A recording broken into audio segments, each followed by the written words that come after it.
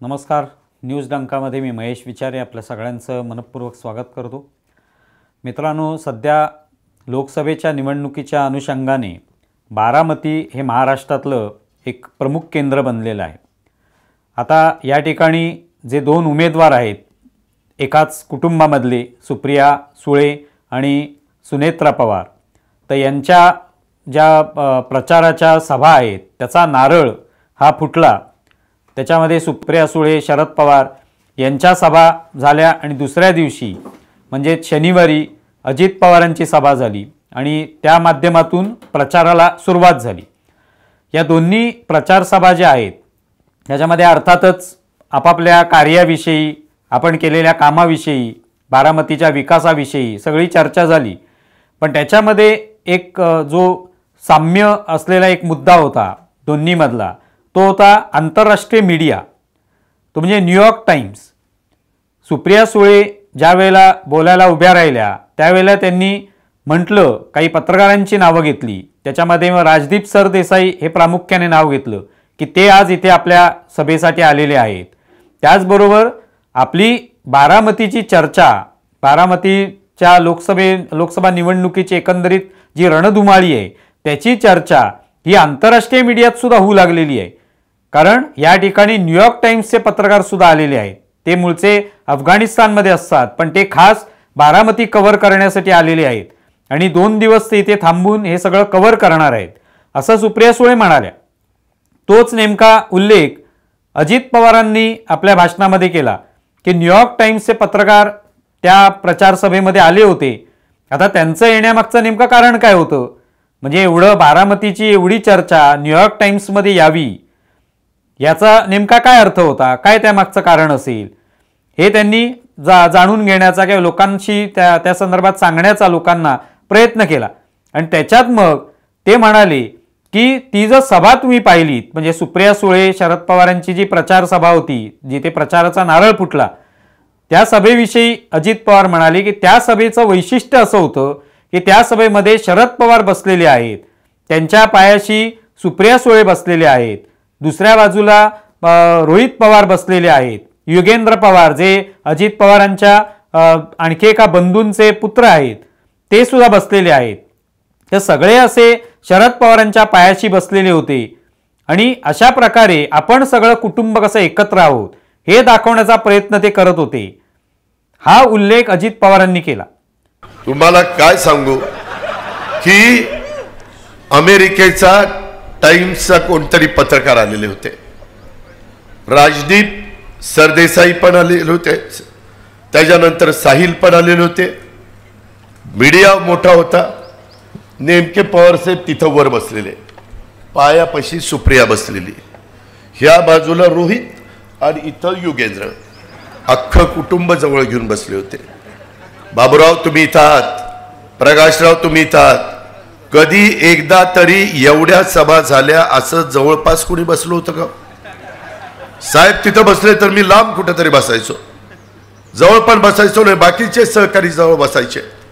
एक मीडियाला अमेरिकेमध्ये देखील ते जावं की बघा कुटुंब कसं एक आहे. म्हणजे हे जे कुटुंब आहे की आम्ही सगळे कसे एकत्र आहोत, पवार कुटुंब सगळं कसं एकत्र आहे, हे कुठेतरी मीडियामध्ये यावं, मीडियामध्ये त्याची प्रसिद्धी व्हावी, त्याची चर्चा व्हावी. आणि अजित पवार कुठेतरी बाजूला झालेले आहेत. ते त्यांनी जो काय निर्णय घेतलाय तो त्यांनी घेतलाय आणि ते बाजूला झालेले आहेत. आणि त्यातल्या सुनेत्रा पवार हे आता बाहेरच्या आहेत हे तर शरद पवारांनी म्हटलेलंच आहे. त्यामुळे अजित पवार हे बाजूला झालेले आहेत. पण बाकी आम्ही कुटुंब एकत्र आहोत हे कुठेतरी आंतरराष्ट्रीय मीडियामध्ये दाखवायचं आहे का, असा सवाल अजित पवारांनीच विचारला. आणि त्यामुळे हा एक त्यातला कॉमन फॅक्टर होता दोन्ही या सभांमधला, तो म्हणजे न्यूयॉर्क टाइम्स. न्यूयॉर्क टाइम्सचे पत्रकार सुप्रिया सुळेंच्या प्रचार सभेला येतात. राजदीप सरदेसाई तर आपलेच आहेत असं सुप्रिया सुळे म्हणतात, पण न्यूयॉर्क टाइम्सचे पत्रकार आलेले आहेत, त्यांनाही बारामतीच्या निवडणुकीबद्दल उत्सुकता आहे आणि ते जाणून घेण्यासाठी आलेले आहेत हे त्या म्हणतात. आणि तोच धागा पकडून अजित पवार सुद्धा म्हणतात की हे सगळं आपण एकत्र कुटुंब आहोत हे दाखवण्याचा हा सगळा आटापिटा आहे. आणि हा सगळा आटापिटा जो आहे तो यापूर्वीपासूनच चालू आहे.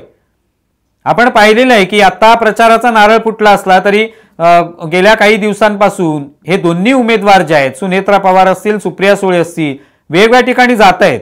आणि त्यावेळेला आपण पाहतोय सुप्रिया सुळे यांच्या पाठीशी कोण आहेत, तर अजित पवारांचे धाकटे बंधू, त्यांचे मोठे बंधू, हे सगळे जे आहेत हे अजित पवारांच्या विरोधात आहेत आणि शरद पवारांच्या बरोबर आहेत. आणि ते वारंवार अजित पवारांना टीका सुद्धा करतायत. युगेंद्र पवार जे अजित पवारांच्या पायाशी बसले होते ते सुद्धा मध्यंतरी शरद पवारांना भेटले आणि त्यांना आमचा पाठिंबा आहे हे सांगितलं. तिथे एका बंधूंनी तर अजित पवारांना आलायक ठरवलं. हे सगळं कुटुंब आम्ही कसे एकत्र आहोत आणि अजित पवार हे कुठेतरी वाट चुकलेले आहेत हे दाखवण्याचा सगळा प्रयत्न आहे. आणि आतापर्यंत नुसतं केवळ सभांमधनं किंवा वेगवेगळ्या पत्रकार परिषदांमधून किंवा लोकांशी भेटत असताना तिकडे काही पत्रकारांशी संवाद झाला तर त्यावेळेला हे फक्त दाखवलं जात होतं की कसं पवार कुटुंब एकत्र आहे. मग कधी कधी शरद पवारांच्या बहिणींच्या मुलाखती घ्यायच्या, त्यांना काय नेमकं याच्याबद्दल वाटतं हे सांगायचं. हे सगळं आता घडवून आणलं जाते असा अजित पवारांचा सुद्धा आरोप आहे. आणि केवळ हे नुसतं घडवलं जात नाही तर आता त्याच्यामध्ये मीडियाला सुद्धा सामील केलेलं आहे. मी भारतामधले ते मीडिया आहेच, राजदीप सरदेसाई हे तिथे आलेलेच होते, पण एक न्यूयॉर्क टाइम्सचा पत्रकार सुद्धा येतो. मग कदाचित त्याची चर्चा सगळी बारामतीची ही आंतरराष्ट्रीय स्तरावर व्हायला पाहिजे की शरद पवारांचं कुटुंब कसं एकत्र आहे आणि अजित पवार कसे वेगळीकडे गेले, सोडून गेले, हे सांगण्याचा प्रयत्न आहे. मग त्याच्यामध्ये अजित पवारांनी हे जे भाषण केलं त्यात संपूर्ण पवार कुटुंबाने कशा पद्धतीने आतापर्यंतचा जो इतिहास होता राजकारणातला तो सगळा त्यांनी विशद केला. आपण कसे राजकारणात आलो, आपण कशी खासदारकीची निवडणूक लढवली, आपण कोणकोणती कामं केली, आपण कशा पद्धतीने या विकास करण्यासाठी मदत केली, सत्तेमध्ये असताना कोणत्या प्रकारची कामं केली, कसा निधी उपलब्ध करून दिला, हे सगळं त्यांनी सांगितलं. आणि त्यांनी रोहित पवारांवर एक प्रकारे टोला आणला की हेच रोहित पवार नेहमी सांगत असतात की हे सगळं साहेबांनी केलं, म्हणजे अर्थात त्यांच्या आजोबांनी शरद पवारांनी केलेलं आहे. आणि ज्या गोष्टी ते सांगतात ते कधीच आहे तर त्यांचा जन्मही झालेला नव्हता तेव्हाच. त्यावर आश्चर्य अजित पवार व्यक्त करतात की ज्यांचा जन्म झाला नव्हता ते सांगतायत की हे काम कोणी केलेलं आहे. म्हणजे आम्ही काय जे काय काम केलं, मी इतकी वर्ष राजकारणामध्ये आहे, मी इकडचं सांभाळतोय बारामतीचं, त्याचं कोणालाही महत्व नाहीये. त्याचं महत्व कोणीच व्यक्त करत नाही. त्याचं काहीतरी आभार व्यक्त करावेत, त्याबद्दल आदर व्यक्त करावा, हे कोणीच करत नाही. म्हणजे इथे सुद्धा दिसून येतं की अजित पवारांना वेगळं करण्याचा प्रयत्न, वेगळं पाडण्याचा प्रयत्न हा वारंवार होताना दिसतोय की ते वेगळे झालेत पण त्यांना आपल्या सोबत घेण्याचा किंवा त्यांच्याशी बोलून संवाद साधण्याचा असा कधी प्रयत्न झाला नाही. ते गेले, आता ते वेगळे झालेले आहेत आणि बाकी कुटुंब आम्ही कसं एकत्र आहोत.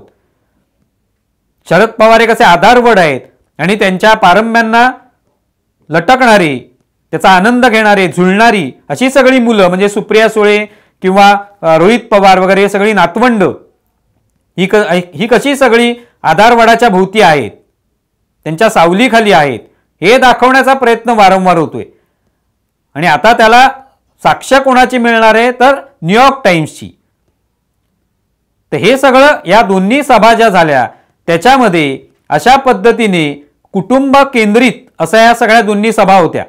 भलेही त्याच्यामध्ये आपापल्या कामाचा आढावा घेतला असेल पण प्रामुख्याने अजित पवार वेगळे झालेले आहेत, त्यांना वेगळं आपल्याला पाडायचे आणि आम्ही सगळं कुटुंब कसं एकत्र आहोत हे दाखवण्याचा प्रयत्न झाला. मग त्यासाठी सुप्रिया सुळे नेहमीप्रमाणेच त्या भावनिक सुद्धा झाल्या. म्हणजे भावनिक आव्हान त्यांनी केलं की हे सगळं जे आहे ते तुमच्यामुळे झालेलं आहे. समोर बसलेल्या प्रेक्षकांना किंवा आलेल्या सगळ्या लोकांना त्या म्हणाल्या हे सगळं तुम्ही केलेलं आहे, तुम्हीच माझे पांडुरंग आहात आणि हे सगळं हनुमानाच्या आशीर्वादामुळे होतंय असंही त्या म्हणाल्या. त्यामुळे एक प्रकारे लोकांना सुद्धा हे सांगण्याचा प्रयत्न होता की आम्ही सगळे एकत्र आहोत, तुम्ही सुद्धा आमच्या कुटुंबाचे एक भाग आहात. पण अजित पवार मात्र आता वेगळे झालेले आहेत, ते काहीतरी नाराज आहेत, ते वेगळे झालेले आहेत हे सांगण्याचा प्रयत्न सुप्रिया सुळे करतात. आणि एक प्रकारे समोर हे सगळे मीडियाचे लोक बसले, त्यांना हे सांगण्याचा, त्यांना हे पटवून देण्याचा प्रयत्न करतायत की आम्ही सगळे एकत्र आहोत, त्यामुळेच आमची ताकद आहे आणि अजित पवार हे वेगळे झालेले आहेत, ते वेगळं काहीतरी चुकीचं काम करतायत, चुकीच्या वाटेला गेलेले आहेत, हे त्यांनी सांगण्याचा प्रयत्न केला. आणि अजित पवारांनी नेमका तो मुद्दा उचलून धरला, त्यावर बोट ठेवलं की हे मग मीडिया यासाठीच चालेल नाहीत ना, बारामती चर्चा न्यूयॉर्क टाइम्समध्ये करण्यासाठी, बारामतीतल्या कुटुंबाची चर्चा न्यूयॉर्क टाइम्समध्ये करण्यासाठी ते आलेले आहेत की काय, असा सवाल ते म्हणून उपस्थित करतात. त्यामुळे न्यूयॉर्क टाइम्सला आता बारामतीच्या सगळ्या कुटुंबाची चिंता लागून राहिली आहे असं वाटायला लागले. तुम्हाला या संदर्भात काय वाटतं हे जरूर कळवा. आमचा व्हिडिओ जास्तीत जास्त लाईक करा, शेअर करा आणि आमचे यूट्यूब चॅनल सबस्क्राईब करा. धन्यवाद. आमचा व्हिडिओ जास्तीत जास्त लाईक करा, शेअर करा आणि आमचे यूट्यूब चॅनल सबस्क्राईब करा. धन्यवाद.